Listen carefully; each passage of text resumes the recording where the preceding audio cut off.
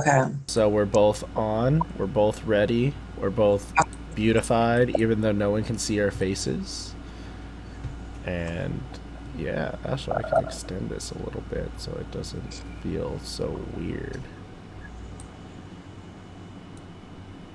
Yeah, that feels more natural. Hey, hey, hey! All right, we are officially live. We are officially on. Everything is officially set up. You're doing Yeah. your little, you're doing your thing. I'm doing my thing. I'm messing with my ponytail, and for everyone at home who can't see, she's just doing her little shimmy shake. Yes. Uh, so right now, the other person who is talking to me right now is Miss Janelle Banks. Hi, everybody. And you can I say I like looked at it and I was just like Miss Janelle Banks, and I'm like, oh, I don't know if I'm saying Janelle right or whatever, but oh no, you freezed on me. Oh, I did? Oh, okay, no, no. Oh, you're just looking down. I was all like, oh no, is she just stuck in that position? No. Okay. Sitting very comfortably. Uh, for those of you who don't know, she is a friend of mine. She is a comedian. She is also black, and she lives in America, Missouri, as we talked off screen and stuff like that. Mhm. Uh, and she's just a comedian that exists and stuff like that. She is one of my friends, and she is someone I've been wanting to like talk to. Unfortunately, it's not about comedy as much as I would like it to be, but it is about just the racial issues and stuff that's going on. We're both going to talk about like what we've gone through. We're going to talk about the current movement and the current protests that are going on with this country, how we've been combating these types of protests. And then in a little bit, in probably like about 30 minutes to an hour or so, we're going to have one of my friends who's a protester who's been on the front lines in California. And we're going to talk to him, and we're just all going to kind of just get into it and just get the ball rolling. Um, and I think there is no better question to start than other than like, what was it like growing up, like in Missouri, or are you from Missouri, or is that just where you live right now? From Missouri and fluctuate between here and Houston, Texas. Okay. So yeah, so what was it like growing up in Missouri? You were telling me like stuff was like segregated, things were separated, and stuff like that. Like each community has its own community, and none of them intermix or mingle, or if they do, it's very rarely. Yes. So, forgive me for the verbiage I use. JC Nichols, he was very instrumental in forming um, those lines or barriers, the red lines, I guess they Mm-hmm. call them in communities. He's from Kansas City, and that whole methodology came from Kansas City, but it exists throughout America. Like he's been used, on a national level for redlining in communities. I mean, we see that in all, states and cities, major cities. Yeah. So here in Kansas City, it's super massive, and still to today, it's intact. Like I always say, I was born in the '80s, and I've never really, felt like I experienced civil rights or anything like that. But I've experienced white flight. Like that is something that is major in Kansas City. So it's very divided here, economically and as far as communities. And the redlining is where, certain groups of people were not allowed to have property or buy these purchase homes or businesses in, these areas. Damn. So, and it's still very much intact today. Well, holy shit. Yeah, no. For me, growing up, it wasn't more or less that. It's just I'm becoming more and more and more aware. Like Hmm. especially now, it's made me really reflect because I haven't growing up. I haven't thought about my skin color, how I look, how I come across people, why the things that happen to me. Like I ran into the cops multiple times for doing nothing but just driving. Hmm. Um, and I never thought oh, I just thought this happens to everybody. This is Mhm. something that is just in general.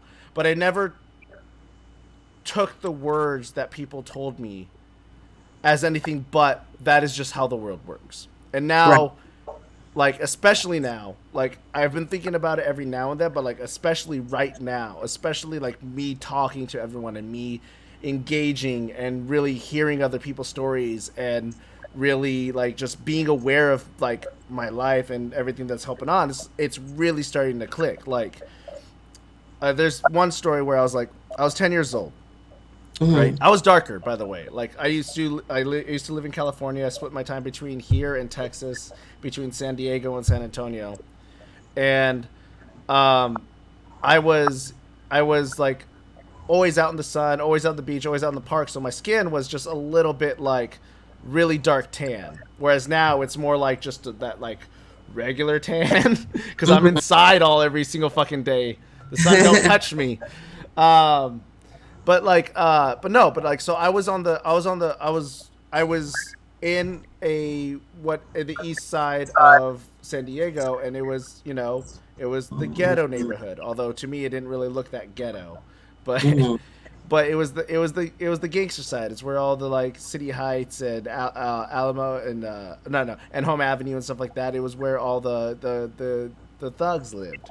And so Mhm. I'm just sitting there, or not even sitting. I was standing there waiting for the bus to come and pick me up and take me over to like Claremont, over to where I would go to middle school. I was in sixth Mhm. grade. And I'm there waiting and waiting and waiting, and I'm like, man, the bus is really late. All of a sudden, a police officer shows up without any warning, without like just being like, oh hey, like he's like, what are you doing here? I'm like, I'm waiting for the bus. He's like, well, you can't be waiting here. Well, I'm like, I'm just waiting for the bus. Like, I live right up the street. I'm waiting for the bus. He grabs me, a 10-year-old kid. I'm 10 years old. I'm like a child. Slams me in the back of the trunk. Like, he grabs my arms, takes me to the back, slams my head on the back of the trunk, puts me in handcuffs, throws me in the back of his car, and basically is like, you can't be doing this. You can't be standing here. Where Wow. I'm just waiting for the fucking bus to take me to school, which my school was a 15 to 30-minute drive away from where I lived. Like, so it was about 15, 16 miles away from my home. But it was a nicer school. It was in a middle class area. It was a Mhm. really nice area. And that's where I wanted to go to school because that's where all my friends were. So of course my family was like, "Yeah, sure, we'll just you'll just take the bus." But Mhm. I got thrown and I got driven up because my house was literally not even a block away. It was literally around the corner. And so I had to tell the Wow. officer, my house is around the corner. Now, at the time, my dad, who I found out later is my stepdad, not my actual biological father, and he is also adopted from, like, it's crazy, like, my family. And I want to get into all of that. But just know that he is blonde hair, blue eyed, completely white. And once my dad was a mechanic, and he like once he brought me to the thing, I was in the back of the car. He goes up to the house, and my dad sees me in the back of the trunk, and is just like, "Get my son out of there!" Like, and the officer, obviously looking at this Aryan Right. white blonde Like, hair, is like, oh. "Oh shit, this guy!" I just, all right, here you go. Like, here's your son. My dad talks to the cop, whatever. I get inside, and he just starts talking to me like, he's like joking. He's all like, because my dad has been arrested. My dad was an anarchist when he was a kid. He's done a lot of fucked up things. So it's just like he at the time, like me as an adult now, understands where he's coming from. Where he's all like, I don't want to see you in jail. I've been in jail multiple times. I don't want to see anything bad happen to you. I didn't realize at the time because he was always saying like, be proud of being Mexican, be proud of being Native American, be proud of being ethnic, be proud of being a colored person. Like, he would always tell that to me. He's all like, I am white, but you don't understand how many opportunities you have as a colored person, how many scholarships, how many sponsorships you can get. Mhm. But for me, it was always, I was so, and to this day, like, I've been called out and it's like, I've been so like, oh wow, you really want to be white. And I never really thought I really wanted to be white. I just thought this was just, how I am. The And advantage of it, you know. yeah, Mhm. but he was just like, he was joking, and then when I joked back with him, he flipped a 180 and just started getting really upset at me. And Wow. he got upset because he's all like, how this is not a fucking joke, this is not this is not that, this is like, this was very serious, you could have died today. Yeah. And being 10 years old. And That's 10 crazy. I was 10 years old. And it's like, it was one of those things where, like, in my head, I was just like, what the fuck? You were just joking with me, and now you're all super upset that I'm joking with you, not realizing that how scary it is for him as a father Yeah. to Yeah. have your son be arrested looking the way he looks, knowing that he hasn't done anything wrong, but he's just this weird colored kid just standing, just waiting. Like, I told him, I was like, he's all like, what did you do? And I said, I was waiting for the bus. The bus was late. He's all Yeah. like, and I got arrested. 10 years old. And it's like, it's weird because like I have family of mine who are colored, and I have family of mine who are extremely white that were married into my family. Mm-hmm. And like, I have a lot of family that are police officers, and one of I don't want to call out his name, but one of my uncles who is white uh, would constantly tell me how to avoid the police, how to where there are safe spots where police cannot arrest you, what my rights were, and how to interact with police if things happen. It's insane, and I didn't think about Yeah. it too much.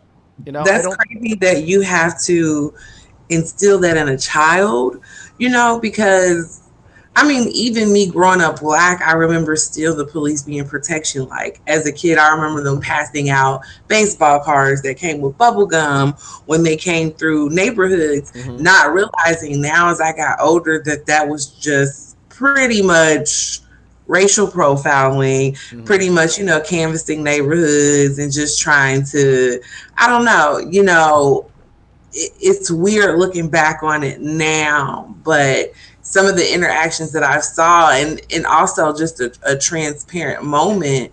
To be honest, I never knew anybody outside of being, black or African American really experience those interactions with the police or experience, those injustices. Like I was just kind of blind to that as a child. I thought it was always, I think when you're raised black, you are so much raised in so much of what has happened to you Hmm. that you don't, or once you start learning about black history and slavery, it just becomes so overwhelming that you don't realize that there are these other groups who also, I mean, for instance, just the Jewish, I mean, everybody has learned about the Holocaust and has experienced that, but you don't realize there are other groups and other ethnic groups who have also had this same historical slaughter and just injustice against their people, Yeah, like it's quite insane because and I was talking about it with one of my friends, but like, it was weird, like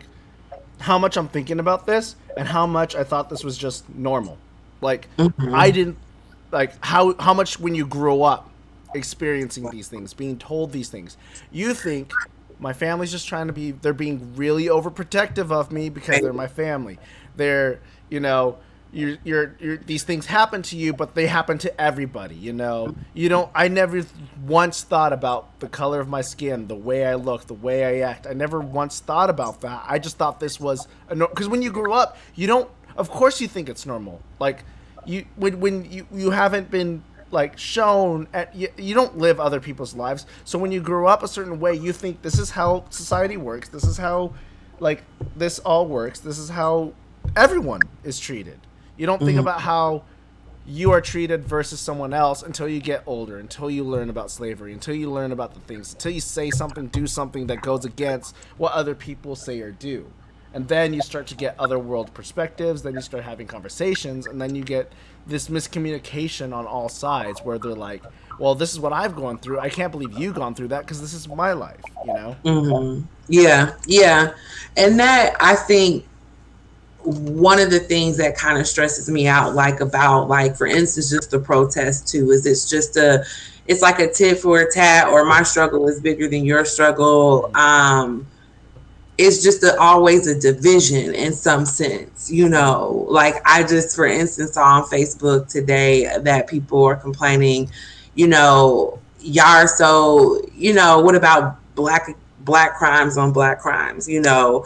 How can we say Black Lives Matter if we do that? But I'm like, it's still, it's a bigger picture, you know. And Yeah. then somebody brought up the question because there was an altercation at a venue. They were like, well, where are the protesters then to protect us from the police? And it's like, you can't be upset at protesters for not being outside of a nightclub. Let's make that make sense, you know? Yeah. Like, yeah, there, but it's just that division. It's just like that's one more debate or one more issue that stops us from being unified in this. And we know, I mean, it's strength in numbers. Yeah. So, and I mean, we are seeing that these protests are getting results. So I just feel like any people who have issues or concerns or, you know, some type of ill will against protesters, once again, it is causing resolve. It is, we are starting to see a change. So I hate that it's just such a division on something that has to be such a big unity issue, you know. Yeah, it's insane because like it the way it's been combated and the way that it's such a multi angle where it's like Black Lives Matter is this kind of general sweeping statement, but that's not all it represents, even though that's what a lot of people see. They take it at face value rather than for the deeper message that it actually is, which is like, yeah, Black Lives Matter, but a lot of people who are doing Black Lives Matter, a lot of drag queens and stuff like that are saying Black Trans Lives Matter, you know. You can't you like, yeah, this is Black Lives Matter, but like it's more than just Black Lives Matter. It's like Yeah. Black Trans Lives Matter, Native Americans matter, Indians matter, Asians matter. Like it's every single group. Yeah. Mexicans. It doesn't matter who you are. We're uniting under the Black Lives Matter because that's a very American home thing issue. Like we've all experienced it. Like Mm-hmm. we like my people have gotten their land taken from them, Mm-hmm. and we had like under like you know French, Spanish, and English rule. We've had and then you have like blacks who came in with like slaves and stuff like that. What a lot of people don't realize this, but like if you are Mexican or even like black or something like that, and you haven't recently come from this country from another country, if your family has been here since the dawn of like when the conquistadors and when the English came, you your lineage has pretty much been lost. Like yeah, you can trace it back to like the Aztec or whatever type of empire, and if you're lucky like I was to have a great grandfather who was 100% Native American who was still part of a tribe and stuff like that, you Mm-hmm. have some semblance of your history. But what you don't realize is how many interbreeding with slaves happened, how many forced rapes happened. Like Mm-hmm. if you are Mexican, your ethnicity is lost because you don't know where your lineage comes from. I believe there was a comedian who came out who was just like, "Hey, you don't know this, but like if you try to do an ancestry.com, you will lose your lineage because when they brought slaves from Africa, they interbreeded them with Mexicans and conquistadors, and they inbreeded them with the French. So like when you do a DNA test, you'll find out that like you're not only black, but you're French, Italian, you're Spanish, you're Native American, you're all these things combined, Mm-hmm. but you Mm-hmm. can't know how much or where from. Mm-hmm. And Yeah. it's like that's how long this has been going on. It's been going on prior to all of this, but it's like racism isn't something new. Racism isn't something that started when America was founded on slavery and racism, Mm-hmm. but you know other countries brought that over. So like Yeah. to my international audience out there, this is an international thing. This is an international issue. Whether you're Mm-hmm. in Japan, whether you're in Australia, whether you're in England, whether you're in Pakistan, whether you're in India, whether you're anywhere in the world, even if you don't have a lot of ethnic people like Ireland, Norway, Finland, or whatever, it is still a racial issue. It is still something that you have to be vocal about. Yes, absolutely. And I love that people are understanding that using your voice and voting is such a huge impact. And I think with younger generations, we have just kind of been at that, what does voting do? We felt like voting suppressed our voice. So if we Mm-hmm. didn't vote, that would make a bigger impact than not voting. Mm-hmm. And now we understand that voting has been around forever, whenever, I don't know the exact number, but however, you have to understand that it's a systematic thing, and you're able to keep so many people in office. For a lot of offices, we think about the presidency as the ultimate seat, but you have to understand locally with our government, some of these seats can be kept forever. They don't have to be voted out, Yeah. or they have the longest terms. Congress So is one of those. So is the judicial system. And yeah, absolutely. And I am so glad you said that because local elections are just as important as presidential. Yeah, the president is a shitbag and he has been doing a lot of stupid stuff, but you got to think on the local level because that's what impacts your community. That's what impacts you. That's what impacts a lot of the police, a lot of the firefighters, a lot of the homes. Like if there is something like there's something wrong systematically as a system with capitalism and as a system with the United States. But like when you go out, we have changed to make votes. That's how we've been able to push the needle. But now is the time where our votes really matter, our voices really matter, because now we have a chance to finally just nail it in the coffin, just hammer it all the way in. None of Right. this like tap tap tap shit. We're just gonna wing it back and slam it as hard as we can with our vote, with our things. Yeah, it sucks. Joe Biden is not the person we want. I personally would like Bernie Sanders or someone like Elizabeth Warren or someone who is a little bit more for the rights of the people.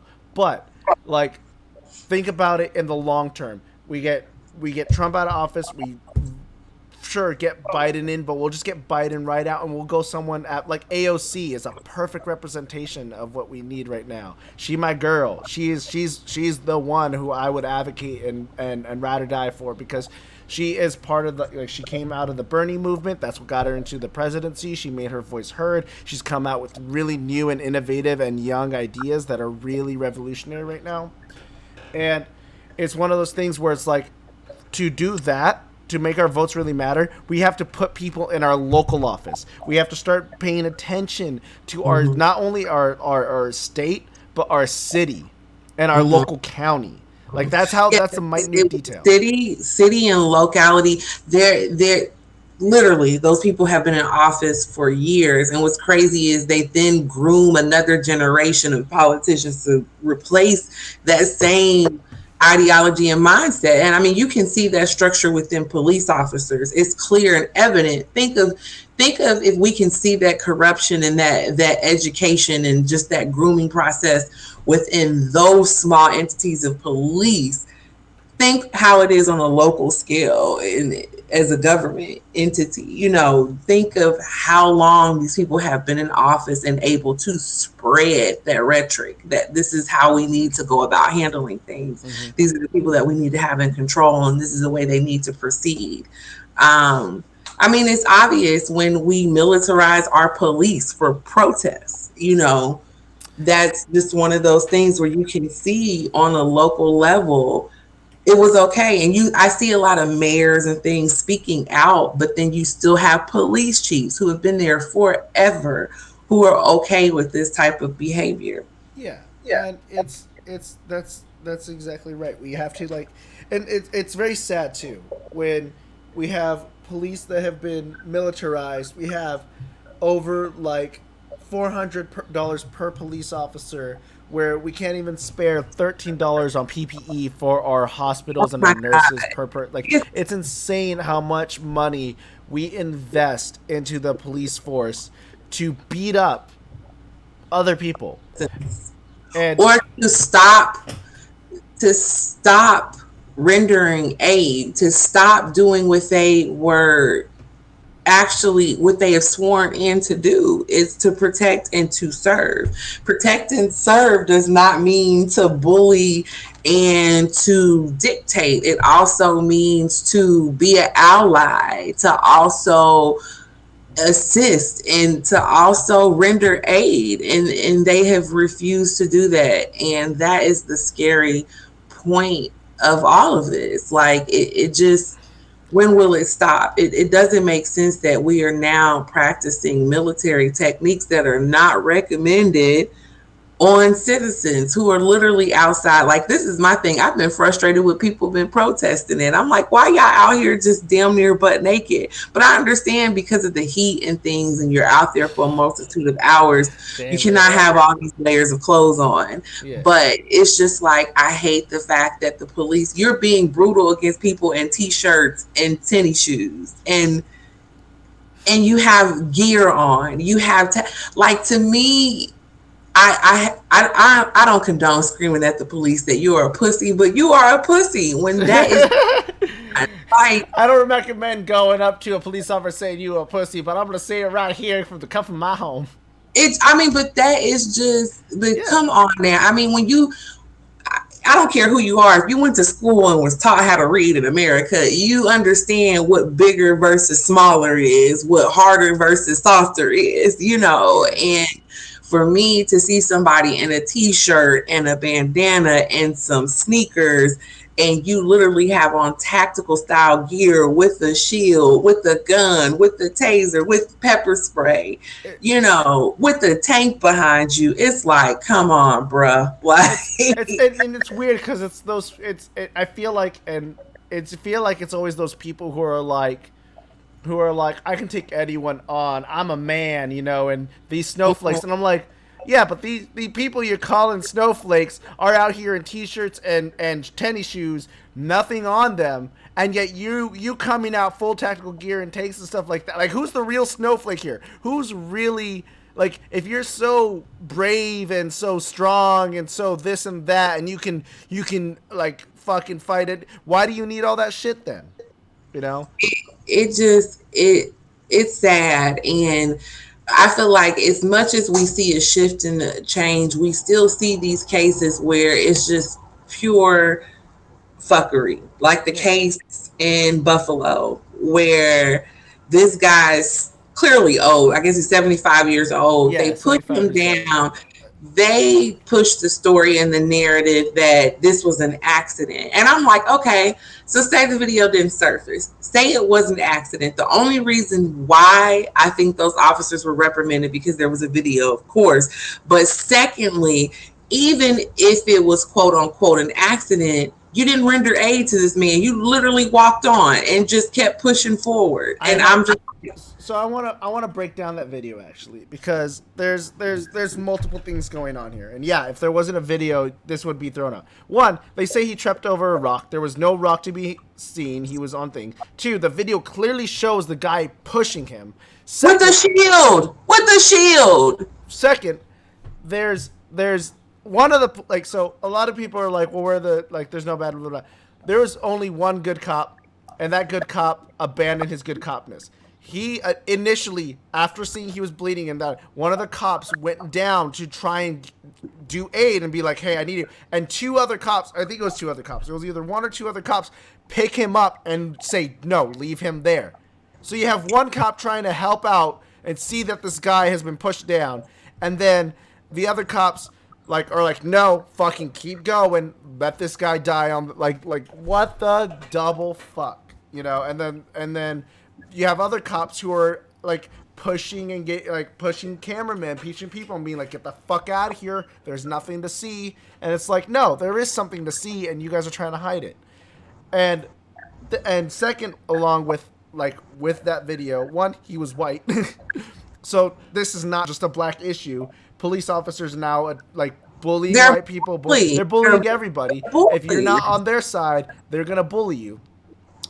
Two, I was one of my friends shared, like, it happened so fast because it shared, and then the next day I had to be like, oh, I have to retract this, because they said, well, like, the New York Post was all like, 75 police officers resign after incident with the discuss and da da da da da da da da.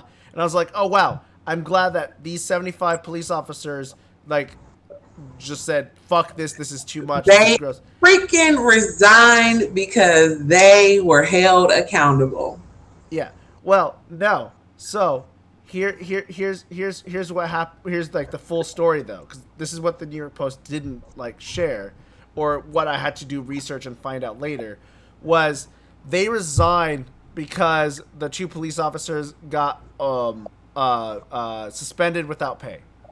Right, so they're still on the police force, but they're suspended without pay. Mm-hmm. So 75 police officers said, fine, if you're going to treat us this way, we're going to resign. But they're resigning to other departments. So they're still police officers. They're just not part of the emergency response team or the ER team. Mm-hmm. So Mm-hmm. they're still police. So the New York Post made it seem like, oh wow, even police officers are resigning, when that's not the case at all. They just didn't want to be part of the emergency response team. They're still police officers in other units and other places. They didn't quit. They didn't drop. They didn't stuff like that. They just didn't want to get caught. They're still there. Yeah. They're still there. So that in itself is an issue, because the way the media controls the narrative, the way the media tries to, like, you gotta do research. You gotta be more vigilant than ever, because Mm-hmm. like I was like I've like it's exhausting. I'm not gonna lie, it's exhausting when you see something and you're like support it, and then you have to do research, and then you're just like, oh my god, it's not what I thought, because I wanted to trust this. It's trusting credible sources, but sometimes those sources, like, media moves so fast. You have to just be on it, you know. And it was just one of those things where I'm like, I've been feeling a lot lately of this like sense of like despair, and this sense of like pride, where it's like despair because of just the way states are, that it's had to come to this, that I have to do this, but like also the sense of pride of how many people are willing to support the community that I have, the people I have in my life, and the people who are willing to listen and open, donate, share, like freaking, and grow and admit that they are like wrong, or this has been a bad idea. But I've also been disappointed in seeing some people still hold firm in their beliefs despite all odds, despite the fact that I am their friend, despite the fact that I am part of their family, despite the fact that I share these things. And just to see that it's been a lot heartbreaking. And then to also Yeah. see some of my friends be thrown in jail, to see some of my friends like shot, to see some of my friends leave me because of their just beliefs, because they want to politicize something that Mm-hmm. isn't political. Mm-hmm. This is not a political stance. This is not a red, blue. This is not your football team versus my football team. This is basic human decency. This is basic human rights. And Right. I think that's the hardest thing to get across is the Republican Party, not just Trump, the Republican Party, and people who like religion is all it says, but one of the things I've noticed is also religious people have a tendency to politicize or tailor it to their personal belief, when this is not about them. This is not about your political party. This is not about your religious belief. This is not about you. This is about a bigger idea, a bigger cause. Mm-hmm. And it's insane, because there's people who I follow, there's people who I like, who have like come out and basically said, I don't want to talk about this, but I will share this video. And I don't want to do this, but I will, and it's just like, not being racist is not enough. It's definitely not enough. And I'm a comic, and so Yeah. I always had to come from it at a comedic experience. It's not, so you're telling me that, oh, if I stop being this complete asshole, that's okay. No, you need healing, you need therapy, you need help, you need to understand your actions and your behaviors, and there has to be so much more. And when you understand that being racism has a cause and effect, it's not like something like, I don't know, like just a temporary ass motion ass shit. You have to understand that racism you have to start dismantling. You have to undo, like it's like you've constantly burnt and picked at something. Now you got to go do the plastic surgery or whatever to fix it. Like you can't Also, just don't sit here. Yeah. And also, don't make this about other issues as well. This is like, I've seen people who are like so we're gonna get into the real tough question that I asked you earlier, the one that made you go like, "Oh shit, we're getting real with this," and I'm like, "Yeah, we're getting real with this." But I also want to just point out, like, and I never want to be that type of person to discourage anyone from doing Mm-hmm. anything. But you have to understand, people who are trying to capitalize on this protest, companies that are trying to play it both ways, people who are trying to play it both ways or capitalize their platform by talking about something like this, people who are like, I want you to use your platform. Don't get me wrong. Use your platform to talk about it. But don't do it just because you know you'll get the follows and the likes and da da da. And Do it that because, and do it consistently after the trend has happened. Like, do that it is after. Be an advocate as a person. Don't be an that advocate just because it's popular not right do now. it for clout. Do Don't not do do it it for for clout. it Like, just that's where I am at with a lot of this because like when you see all of these headlines like the Marine Corps is now banning the Confederate flag on, everything. You see, ESPN, Fox Sports, Jeff Bezos, or not Fox Sports, not for sure. no, no, Uh, no. I know what you're talking about. Where the NFL's all like, we were wrong, and they did Oh the my God, apology and the all that shit like that. NFL. It's like, yeah, Let's get into it. The NFL, you are now seeing it. You are now seeing it. And I'm just like, how long is this bullshit gonna last? And I don't mean I am so like I'm excited to log on to a video game and see that Black Lives Matter and to log on to Apple Music and see it and to see the NFL now understanding what is happening, but it's also like the country realizing, damn, we voted for Trump. It's you knew what you were doing. You how could you not see every movie, every piece of literature that has been made, every news sighting that has came out, every video? Like I it, am I truly hate what has happened to George Floyd, but there have been several people before George Floyd who have died in the same oh yeah. matter.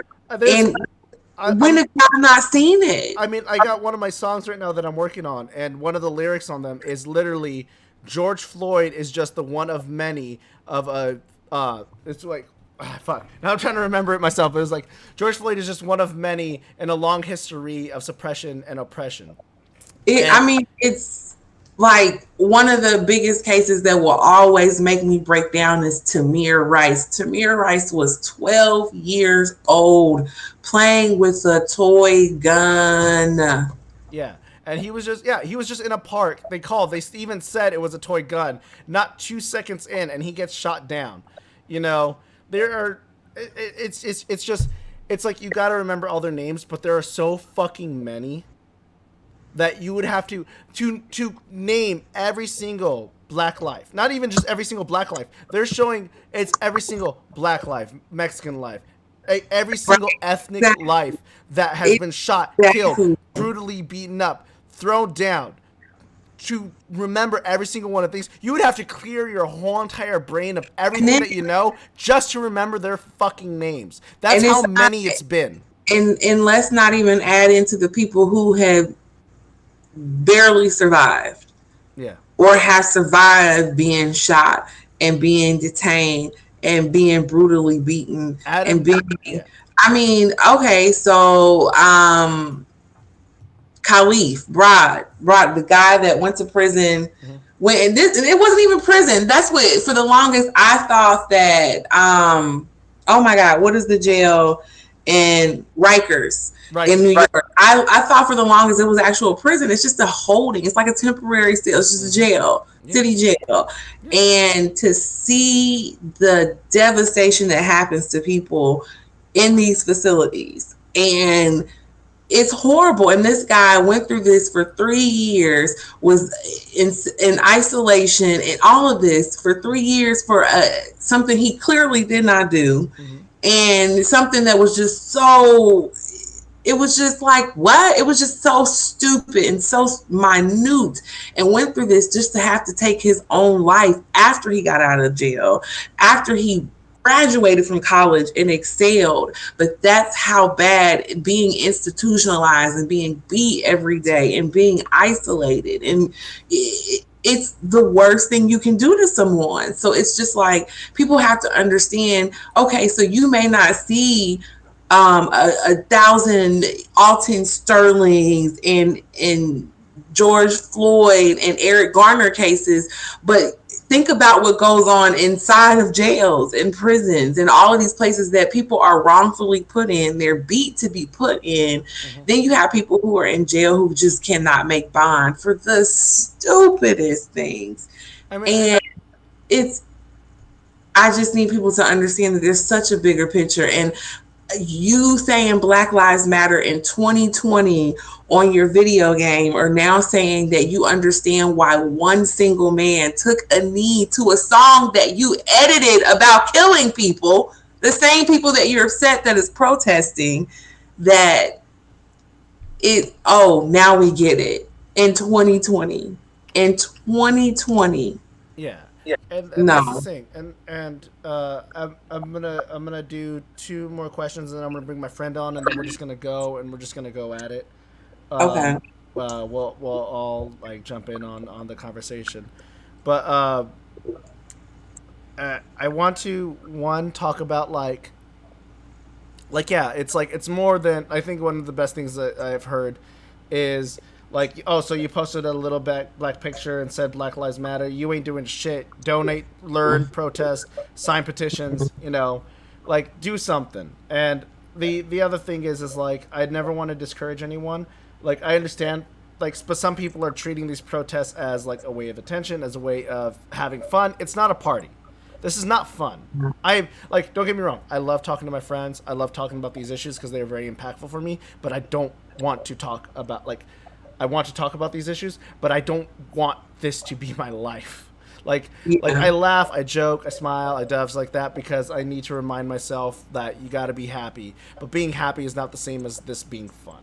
This is not a fun time. This is not a oh haha we're having a good powwow. This is a we are trying to let you know our message. We are trying to tell you as a person of color, as a person of Mexican Native American background and as a person of a black African background, what it is like growing up, what it is like feeling systemic racism and what it is like seeing systemic racism around in our lives. And the thing you got to remember is like I understand this year has been rough with COVID-19, with all of the like Trump and with a lot of stuff. I think there was a meme that came out in 2014, 2015 where it was all like, "Oh my god, you think this is worse? Like you have no idea." And then there's a bigger guy who's all like, "Oh, neither do you." And it keeps getting that way. It just keeps getting, it seems like it's progressively getting worse. And I've seen a lot of people say, I want a refund on 2020. 2020 sucks. 2020 is the worst year ever.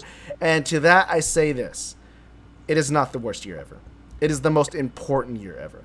Because it is the year that we have seen the true colors of our fellow brothers and sisters. It is the year that we are seeing active change that has been needed for since America started. It is the year that we are seeing that nurses and people that like are changing their habits, and we're seeing that universal health care is becoming an issue. All these other issues.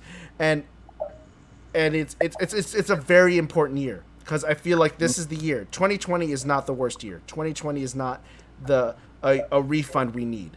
2020 is the most important year, and it's the year we've been waiting for. Because it's the year where we finally get to make our voices heard and we finally get to make change within this country that has been needed for so long. It is a boiling pot of suppression and oppression that has just been boiling and boiling and boiling for years to come. And now the lid is off. The steam is flying out, and this is not going to slow down. And if anything, I'm not going to let it slow down because I will continue after this. This will be a non-going thing, and I don't want to see it stop. Just because it's more than just George Floyd. It's more than just Breonna Taylor. It's more than just Ahmaud. It's more than just freaking Rice. It's more than everybody. It's more than just Miles Davis. It's more than just every single black and ethnic life that has been taken.